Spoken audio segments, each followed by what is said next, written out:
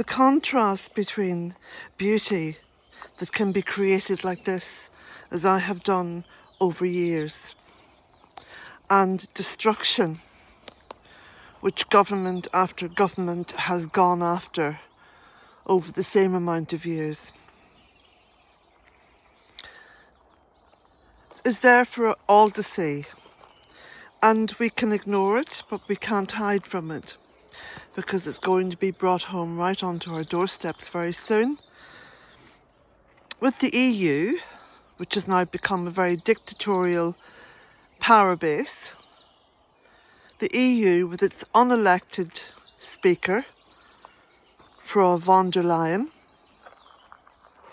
has told us that we all need to have emergency kits, survival kits, I suppose one would call them, packed, ready and waiting to carry us through at least 3 days. What does that make you think about? Is this just because there could be a flood or a storm? No. Anyone who reads the political scene will know it's about war. When all else fails, they bring us to war. Frau von der Leyen was interviewed on YouTube over recent months, and when asked about her family, she said she had 7 children.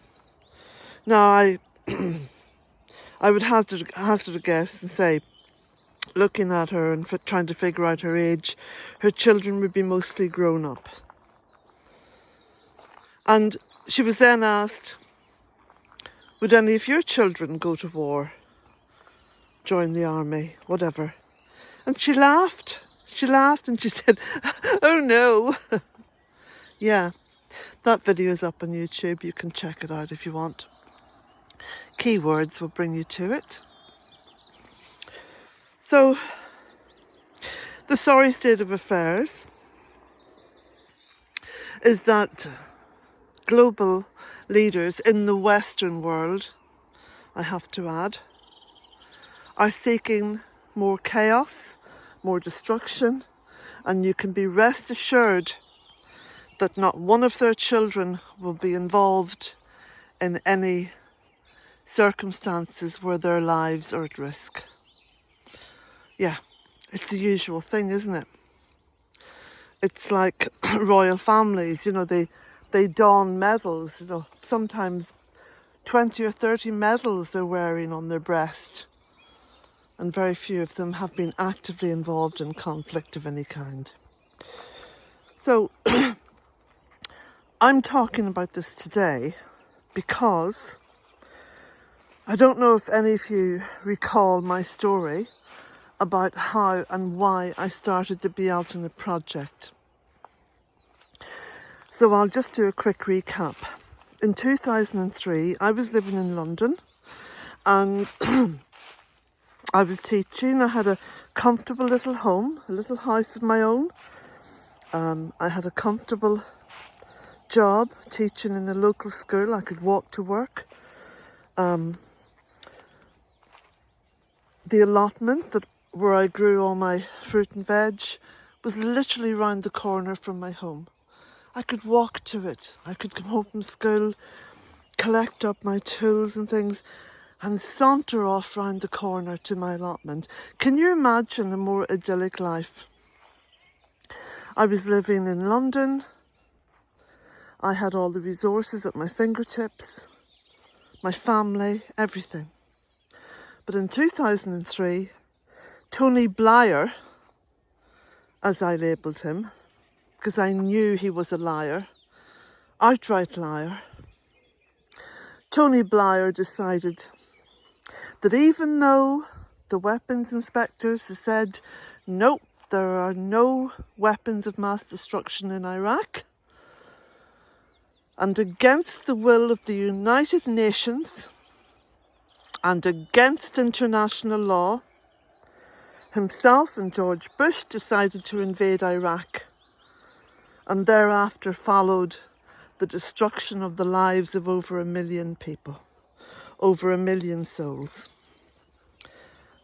Didn't stir a hair on his head on either one of their heads.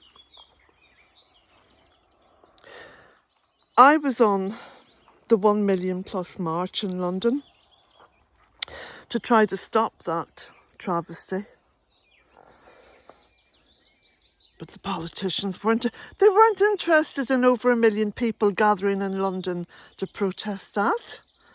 They just laughed at us and took themselves, sorry, not themselves, took the young soldiers, many of whom were recruited from places where there was little employment, to war. Well, actually, it wasn't even a war. It was an illegal invasion. I couldn't stomach it. I could not stomach it. And I despaired. I went into school. I handed in my resignation. I thought I can't stay here paying taxes that are going to go and kill women and children. Life's too short. I don't want to stand before my divine creator at the end of all this and say, well, I was living a comfortable life, you know, and I just didn't really want to upset the apple cart. Well, I am upsetting the apple cart now, because I know many of you will think, oh, Colette shouldn't be talking about this because, you know, it's all about the garden, it's all about the beauty. It's all about Mother Earth. That's what it's about. And whatever we do to Mother Earth, you can take all the human beings out of it. You know, you can take the politics out of it. You can take everything out of it. But at the end of the day, what happens in war is the absolute, blatant, evil destruction of Mother Earth.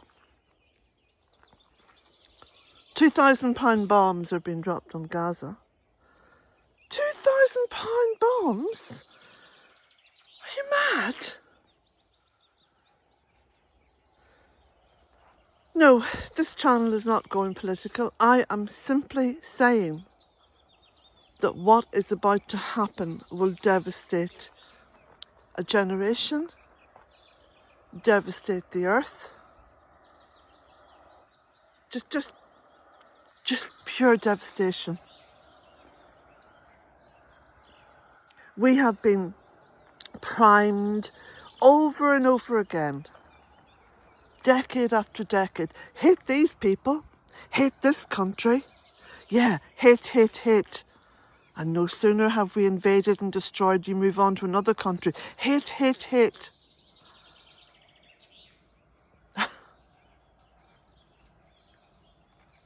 Hate, chaos, destruction. And it's all ongoing. And this comes at what I have termed the end of empire. And the end of empire in reality is the financial downfall of the West. You see, everything's connected. Nothing is in isolation. Everything is connected. So this is why I'm making this little video. I just simply want to share what's going on in my head, and has been going on in my head now for months and months. Years, in fact, the past few years.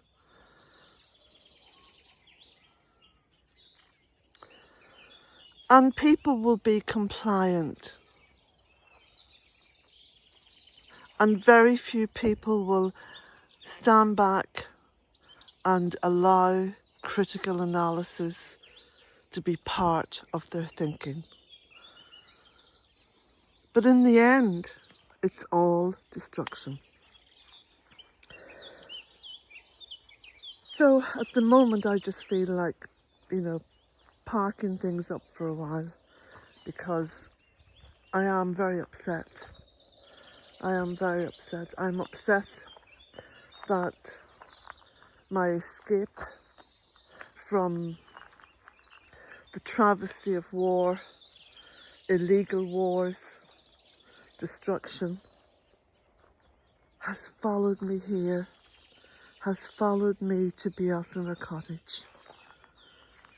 because when I decided to leave London and leave my job and leave my security and leave my pension and leave a lot of things that gave me a good life, I came to Ireland and I began the Bealtaine project as a creative protest against destruction.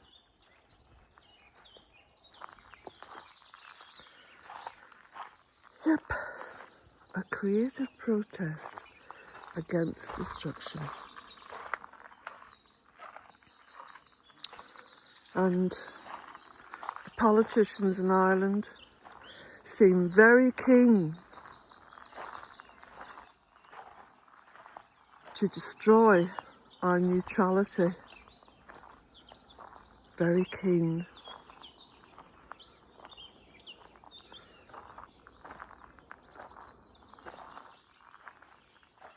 When all else fails, they take us to war.